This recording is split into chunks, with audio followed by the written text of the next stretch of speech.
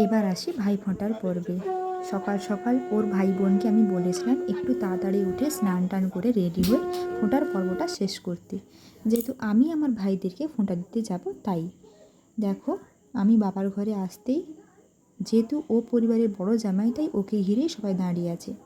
এটাই হয় জানো, পরিবারের বড় জামাইরা সবসময় আদরেই হয়। আর আমার যেহেতু ননদ নেই, তাই আমার কাকুর মেয়েই ওকে ফোঁটা দিয়েছিল। ও কিন্তু খুব কিউট। যাই হোক, আমি যে এদিকে ফোঁটা দিইনি, আমি যে উপোস করে বসে আছি, সেদিকে তো কারোর খেয়ালই নেই। দেখো, দিব্যি ফোঁটার পর্ব চলছে একের পর এক। যাই হোক, এনারা হলেন আমার কাকুরা, আমার বাবা আর সব কাকু মিলে ওদের 7 ভাই। ওদের ফোঁটার পর্ব শেষ হতে ওরা কিন্তু ঠিক খেতে বসে গেছে। এরা এত বড় জায়গায় কিন্তু আমাদের খাওয়া দাওয়া হয়। আর এবার আসি আমার ফোঁটার পালায়, মানে আমার ভাইরা সব একে একে স্নান করে এলো। এবার ওরা কিন্তু খেয়ে নিয়েছে। আমি যেহেতু ওদের বড় দিদি, তাই নিয়ম মতো আমি একটু উপোস করেই ছিলাম।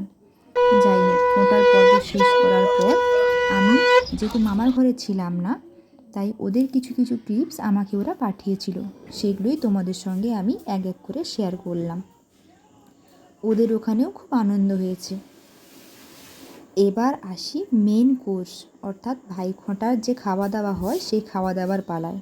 সমস্ত পদ আমার সেজ কাকু নিজের হাতে রান্না করেছেন।